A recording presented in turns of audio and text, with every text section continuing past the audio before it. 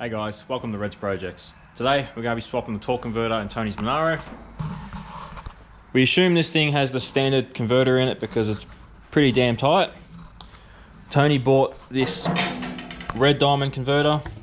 Main reason we bought it was because it's the same color as the car. No, not really. This popped up on Marketplace pretty cheap and local. It's advised at having a stall speed of 2200 to 2500. It has a lockup in it still, and it's just a bolt-in, throw-in kind of deal. So I assume this is a factory converter that's been loosened up a little bit, so it should work pretty well. All right, so before I put this guy in, I want to see how high I can get this converter to stretch to while having foot on the brake and having the handbrake up, and then we'll compare it to the new converter. All right, let's fire this thing up. Now, a little trick for anyone that's got a Monaro or a late model Commodore that is the same shape as this. If you've got these 4 buttons here, there's a little trick you can do. Okay, so you hold mode and set, turn the ignition on, and it brings up more data on the dash. So if we scroll through this, got part number, got switch voltage, battery voltage, fuel sender information, remaining fuel, coolant temp, speedo, tacho, all sorts of crap. It even gives you a setting that you can test the dash. So we're going to put that on RPM just so I can get a better reading of it.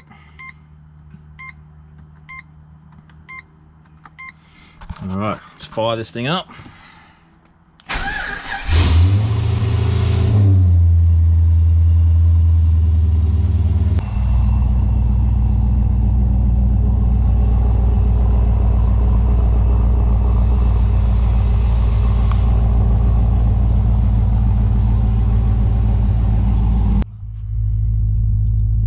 All right, let's see what RPM I can get this converter to go to.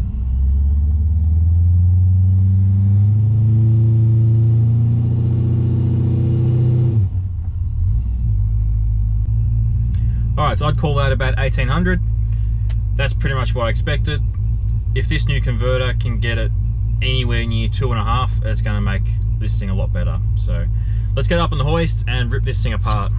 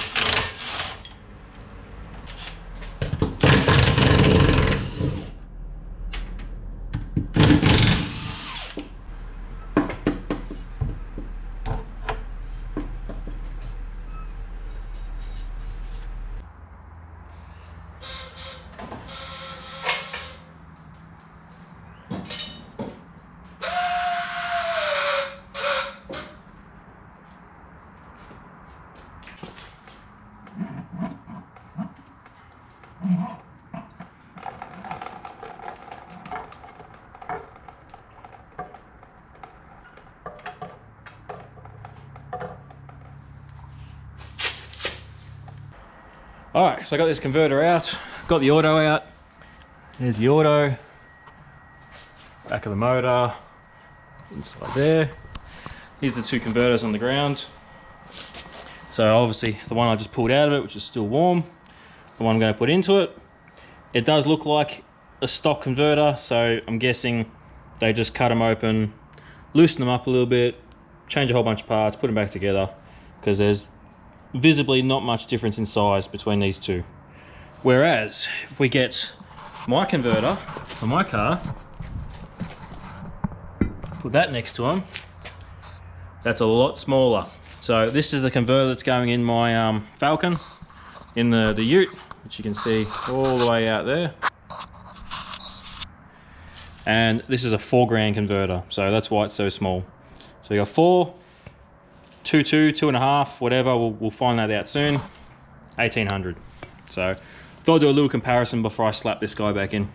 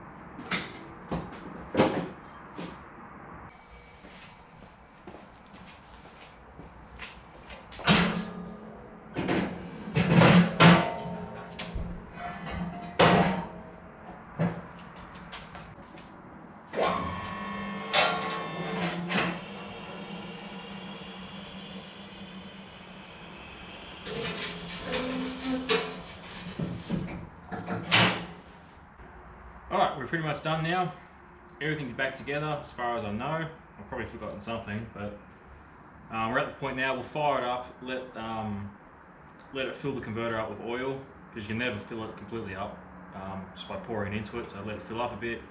Top it up, run through the gears and stuff, get it all bled up and stuff, and yeah, we're pretty much done.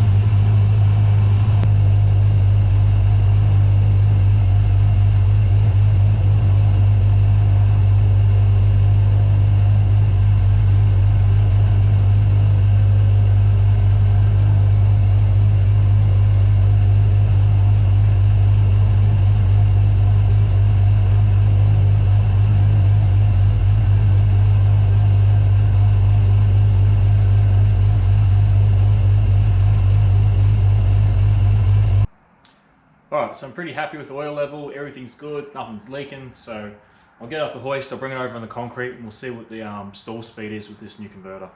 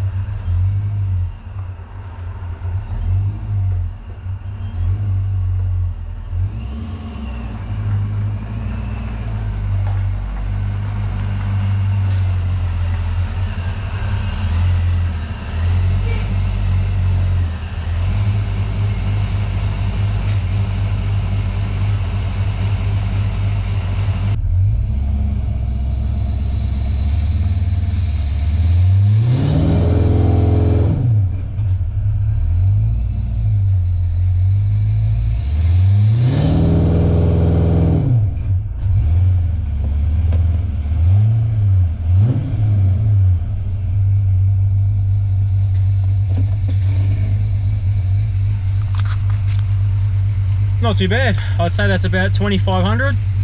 All right, so we've got a good little jump up in RPM then. Standard converter was about 1,800 flat out. This is about 2600 RPM, so we jumped up a little bit. It should drive a bit better like that and just be a little bit more punchier and stuff. So that's awesome. Unfortunately, I haven't got time to drive it tonight, but some point through the week, I'm going to drive to work because we're going to put some good tires on this thing. So going to get some nice Nittos for the back and just some cheap Chinese tires for the front. And yeah, after that, we'll give it a good thrash on the road and see how it goes. Anyway, that's it for this episode. Thank you very much for watching. I'll see you next time.